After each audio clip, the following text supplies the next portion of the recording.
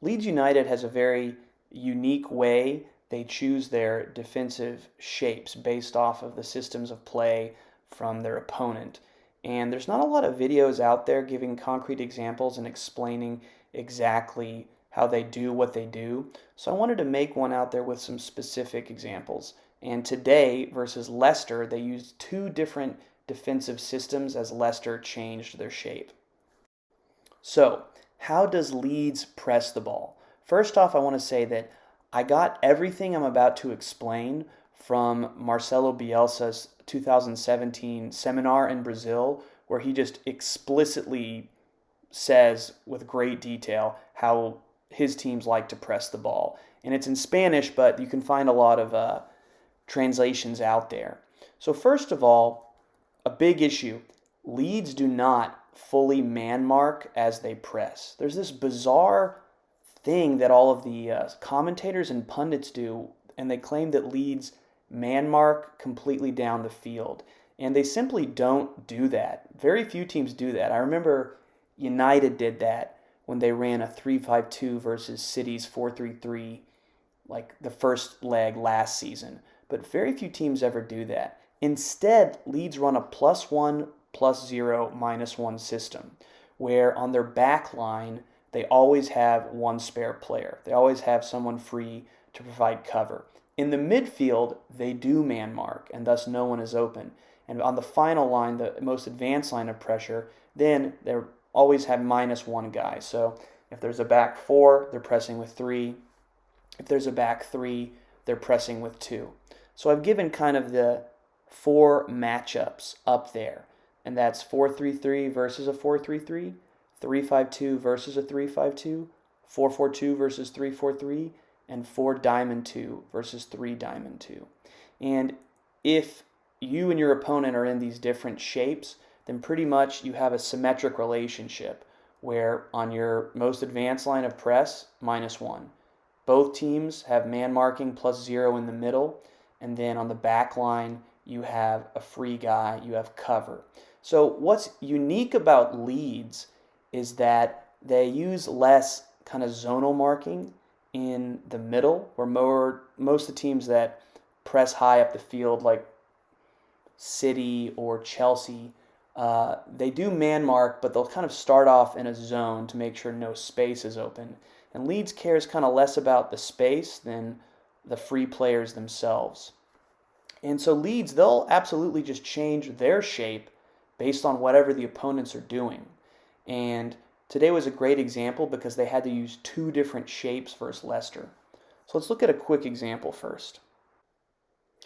Okay, here we see 4-3-3 versus 4-3-3. So there's three central midfielders in each. And already you can see that if we move them into each other, there will be a +1, +0, -1. So let's move them into a more natural shape. Let's get the fullbacks wide, drop in some CDMs, have the first line come up to press, central midfielders come up, and the back line comes up. Okay, so now we can see on the first line with your three attackers, there's a 4v3. 3v3 in the middle, and then you have a 4v3 with one spare player on the back line. So we see the -1 on the front line, +0 in the middle, and +1 on your back line, or +1, +0, -1. And thus, you can press the guys up top more aggressively because no one's open in the middle, and you always at least have some sort of cover on the back line. Even if your positions change, like the fullbacks, of course, will get wide, your wingers go with them, and now you have a 5v5 in the middle and a 2v1 on the front line. That's still -1 and +0. Okay, here we see how the team started in the first half. So Leicester, they started in this 4-4-2, or you could call it a 4-2-4 even. It's kind of like an advanced zone press, kind of like what Liverpool does, where they don't really press the keeper, but they're 3/4 of the way up the field. They kind of like to leave the CDM unmarked, and as the ball comes into Phillips, you have 6 different guys that can press him from an unexpected angle. They didn't really work too many traps in here, but I think that was the plan. Okay, and so to maintain the +1, +0, -1, Leeds, they're normally 4-3-3. They have to change to a 3-4-3. So how did they do that? It's really not too tricky, this transition. If we get rid of the lines, pretty much the fullbacks will just play man-on-man with these outside mids. And then you notice, okay, we're -1 on the front line, and we have an extra guy now in the middle. We prefer the spare player to be on the back line. So usually Phillips was moving back closer to the center backs to provide cover +1 there. And you see now, so Leeds is kind of in the 3-4-3. And usually how it works is when Leicester goes from defense to offense, Perez and Maddison, one of them is dropping deeper, usually Maddison. And so if Maddison is dropping deeper, then Phillips just looks over his shoulder, and that's the guy he tries to pick up on a transition. And, if they switch, if they try to yo-yo with Perez going in and Maddison coming back to the top line, well, then just one of the center backs can pull deeper into the middle, which is not preferable, but it's better than leaving a guy open. And then Phillips can come back and be that cover man on the back. So you would see Phillips getting closer and closer to the back, but he didn't spend a lot of time there because usually Leeds had the ball, so the transition moments happened quickly. But there they are in the 3-4-3, and you can see here, so this is how now they can press more aggressively on the top line. Even if the fullbacks go wide, Bamford, he's in a 2v1 here, and he knows all of the midfield players are marked. There's not a spare guy in the middle, so if he presses, usually curving the run, so the center back to center back pass is not there. Basically, Leicester has no options, and they got to make a decision quickly, which, if they run out of options, they play long, where Leeds have a numeric advantage with a spare player on the back and even the keeper as the second spare player. And so here's 4-3-3 into 3-4-3. It's a pretty simple little transition with one midfielder just providing cover to the center backs. Second half, Leicester did the shape change. They took off Albrighton for Soyuncu, very different player, center back. And so I just kept the numbers the same. You wouldn't put a number 7 here, but here's Soyuncu. And they went into a 3-4-3, which the announcers erroneously called a 3-5-2. And so the issue now is Ricardo and Justin are more like wing backs. And the question is, who's going to guard the wing backs? It's tricky. If you just go wing backs to full backs, then, on your back line, it's a 2v3 or a 3v3, which you don't want. There's no +1 cover. Okay, so Leeds has to change to a 4-4-2 to achieve the +1, +0, -1 pressing system. And normally this is not too hard to do. If your wingers just stay connected to the wing backs, and then one of these 3 players from the middle, one of the spare ones, will say click, because he's good in front of the goal. He comes up and makes a 2 with Bamford, and Philip and Dallas play man-to-man. Boom.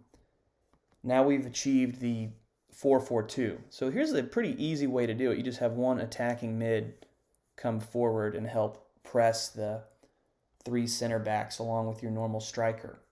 And I think Leeds probably started to do this in the beginning.